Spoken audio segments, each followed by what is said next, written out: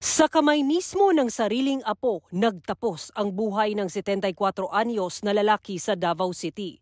Saksak sa dibdib at batok ang ikinamatay ng biktima. Ang sospek, ang kanyang 27 anyos na lalaking apo. Lumalabas sa investigasyon na nangyari ang krimen kahapon ng umaga sa kanilang bahay sa Sitio Camellia, San Rafael, Barangay 9A. Nakatira ang sospek sa kwarto na nasa likurang bahagi ng bahay. Kwento ng kapatid ng sospek na nakatira rin sa nasabing bahay.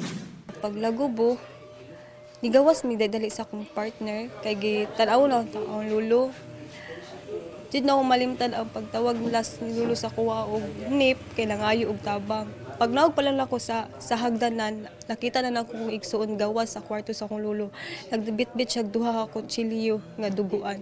Hindi pa malaman kung nagkaroon sila ng alitan, pero makailang beses na umanong pinagbantaan ng sospek ang kanyang lolo. Ayon sa kanila mga kaanak, may problema sa pag-iisip ang sospek.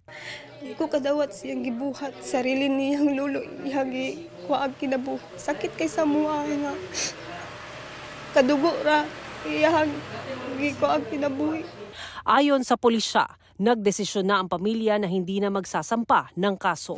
Naka-decide sila nga instead nga ma-file sila og kaso, i-diretso na lang, i-adto sa mental hospital kining mao nga suspect. Wala na lang mo file og kaso kay kuan man pud siya, naamo pud siya diferensya sa utak niya.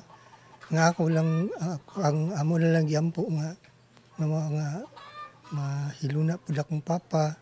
Para sa GMA Integrated News, Sara Hilomen Velasco ng GMA Regional TV ang inyong saksi. Mga kapuso, maging una sa saksi. Mag-subscribe sa GMA Integrated News sa YouTube para sa iba't ibang balita.